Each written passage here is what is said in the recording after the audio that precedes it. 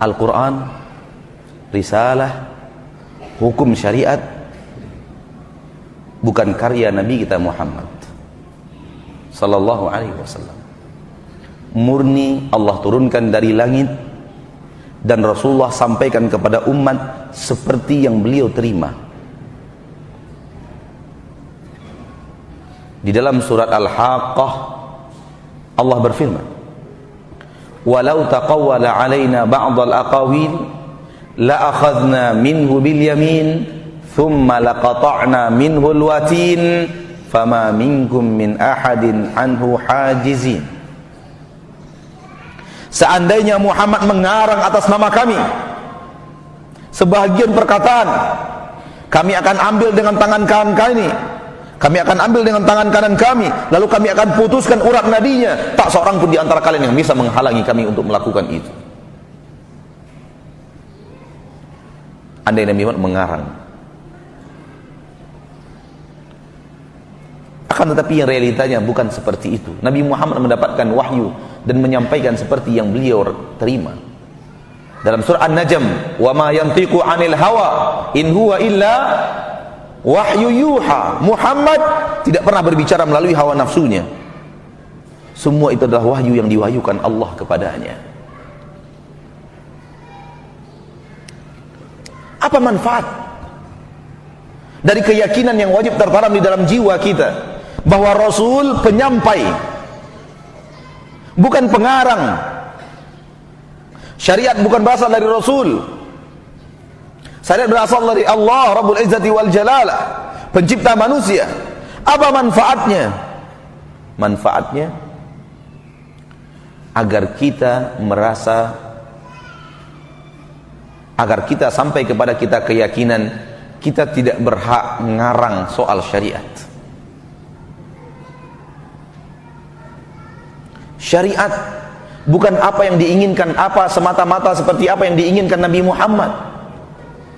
Syariat bukan karangan Nabi Muhammad. Nabi Muhammad tidak berhak mengarang soal syariat.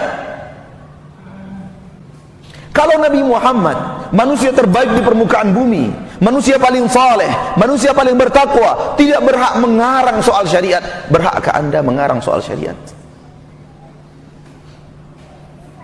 Membuat sesuatu yang sesuka Anda, semau Anda, setenang yang Anda inginkan, selezat yang Anda suka, panduan-panduan yang Anda buat sendiri, cara beribadah yang Anda lakukan sendiri, yang tidak ada tuntunan dari Rasulullah SAW, tidak ada wahyu yang berbicara tentang itu. Dari mana Anda mendapatkan hak untuk mengarang itu? Siapa yang memberi izin kepadamu? Jibril mana yang turun kepadamu? Risalah apa yang kamu dapatkan?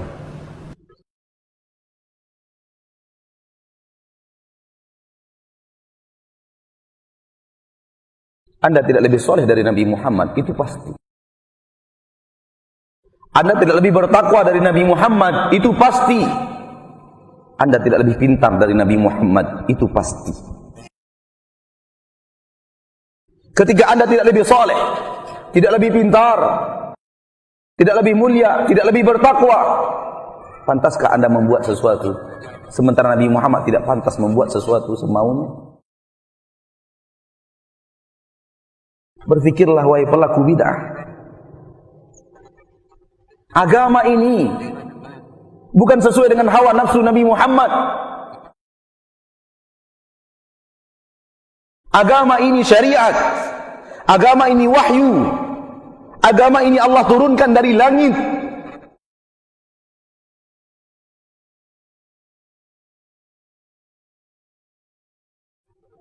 Nabi Muhammad sallallahu alaihi wasallam ditanya tentang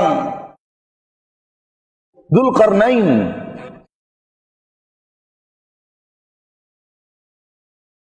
Nabi Muhammad mengatakan, besok saya jawab. Allah tahan sebulan berita di langit, tidak Allah turunkan kepada Nabi Muhammad berita tentang Dzulqarnain. Karena Nabi Muhammad sedikit terlontar kata yang tidak pantas. Besok Rasulullah tahu apa yang terjadi besok? Tidak tahu.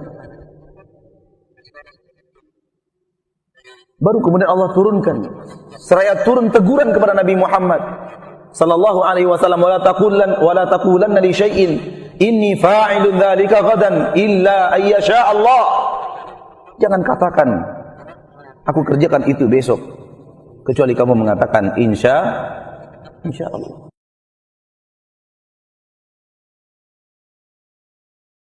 Ketika perang Uhud,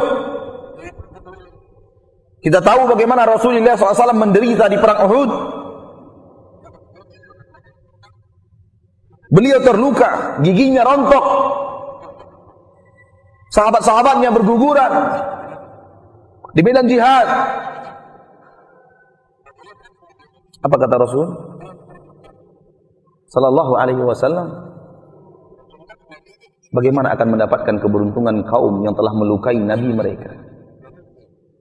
Bagaimana akan beruntung kaum yang melukai dan mencederai nabi mereka sendiri? Turun firman Allah, "Laisa laka minal amri syai'." Soal itu wahai Muhammad bukan urusanmu. Soal mereka mendapatkan hidayah setelah itu atau tidak, itu bukan urusanmu wahai Rasul. Urusan Allah. Dan Allah buktikan Khalid bin Walid masuk Islam, Muawiyah bin Abi Sufyan masuk Islam radhiyallahu anhum.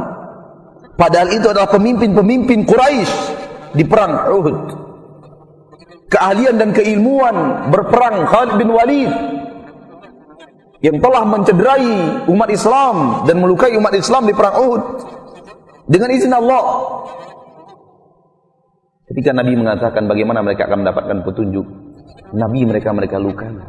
Allah marah. Allah tidak suka. Allah tidak ridho dengan kata-kata itu. Dan Allah menegur nabinya dengan mengatakan laisa laka minal amri syai'.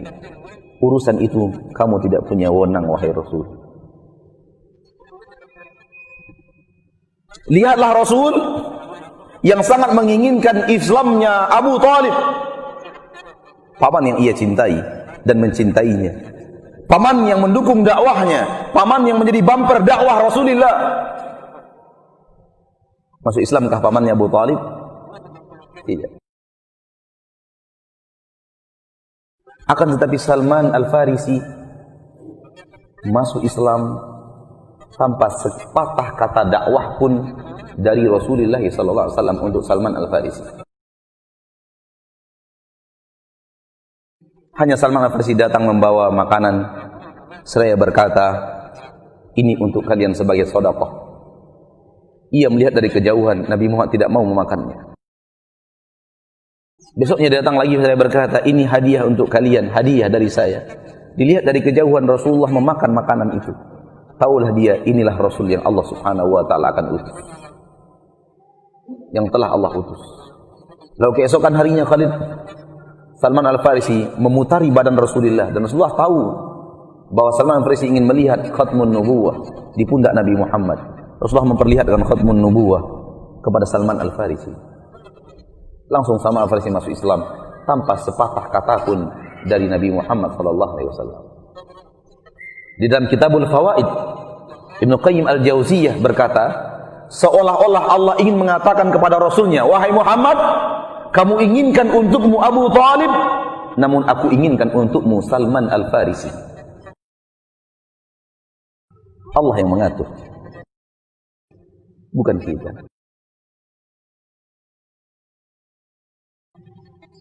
Orang yang sadar bahwa agama Islam bukanlah karya Nabi Muhammad. Orang yang sadar bahwa agama Islam tak seorang pun yang bisa menciptakan seperti agama Islam, seperti sempurnanya agama Islam, agama tanpa cacat, agama tanpa salah, agama tanpa khilaf, agama yang tidak bertentangan dengan zaman manapun, di waktu kapanpun. Agama yang bisa mengayomi seluruh manusia, dari seluruh bangsa, seluruh warna kulit, dan seluruh yang perbedaan bahasa, diayomi oleh agama Allah. Dan diatur dengan peraturan yang sempurna, peraturan yang seimbang.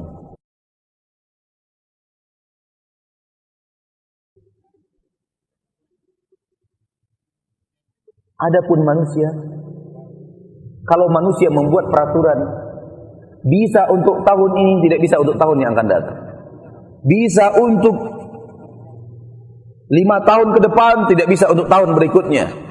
Bisa untuk daerah ini, tidak bisa untuk daerah yang lain. Bisa untuk kaum ini, tidak bisa untuk kaum yang lain.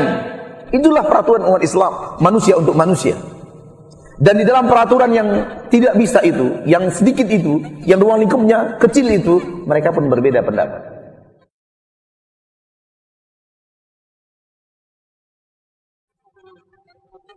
Sehingga orang bisa lari dari hukum. Dijebak dari pasal ini, dia keluar ke pasal ini. Dijebak dari pasal ini, dia keluar melalui pasal itu. Hukum bisa dipermainkan. Tetapi dalam agama Allah yang mulia, tidak bisa. Semua terpagar dengan pagar yang ketat.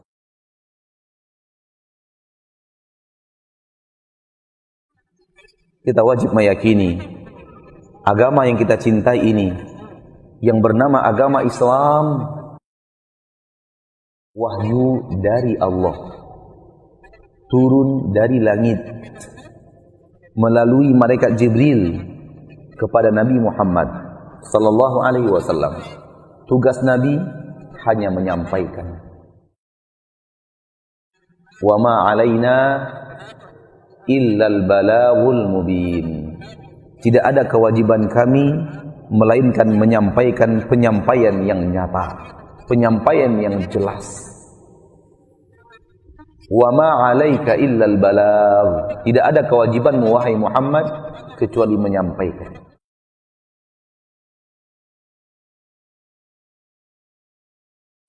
Orang yang paham itu tidak akan berani mengutak-atik syariat. Orang yang paham itu tidak akan berani menambahkan sesuatu yang tidak ada di dalam syariat.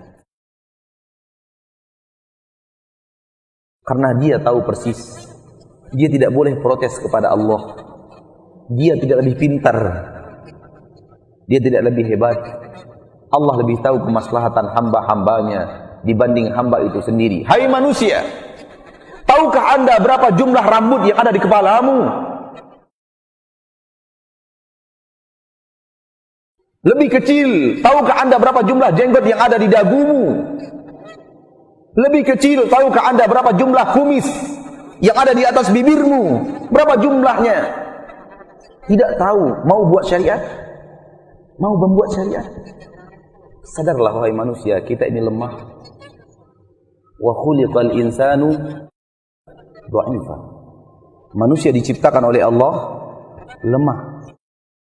Kelemahan kita mau kita pertontonkan untuk mengutak-atik syariat, membuat hal yang baru yang Rasulullah tidak pernah ajarkan, Allah tidak pernah wahyukan. Di mana kita letakkan logika kita yang sehat? Kalaulah kita boleh membuat syariat baru, untuk apa Allah mengutus Rasul? Kalaulah boleh kita menambahkan sesuatu yang baru, untuk apa Allah turunkan firman-Nya di dalam Al-Quran? Al-yawma akmaltu lakum dinakum. Hari ini telah kusempurnakan agama kalian.